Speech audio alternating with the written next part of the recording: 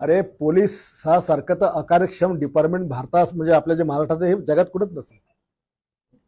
Police department म्हणजे कोणताही शासनाने कायदा केला की यांचा एक हप्ता वाढला, गुटखा बंदी केली की यानं गुटखा त्याचा यांचा हप्ता वाढला, दारू बंद केली की यानं चालू करायची हप्ता वाढला.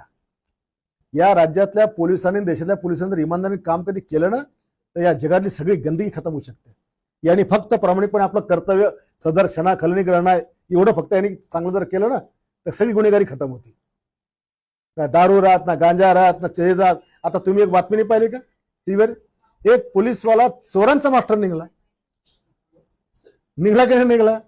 बुलढाण्यामध्ये 2 पोलीस कॉन्स्टेबल असे होते बुलढाण्यामध्ये शहरात सिटीला की त्यांची चोरांसोबत पार्टनरशिप होती. त्याला पकडायला गेले की हे पोलीस त्याला पहिलेच फोन करून द्यायचे आणि विशेष त्याच्या चोरीचा माल यांच्या घरात राहायचा. नाव नाही सांगत मी.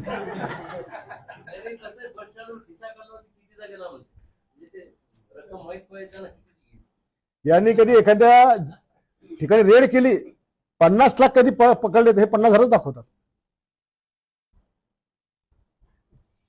राज्यात मध्ये खरोखर या देशातल्या पोलिसांनी इमानदारीने जर काम कधी केलं, याने कधी म्हणलं नाही 1 वर्ष फक्त मी काहीच करणार नाही, इमानदारी ड्युटी करीन, तर सगळे सुतासारखे सरळ होऊन जातील, सुतासारखे.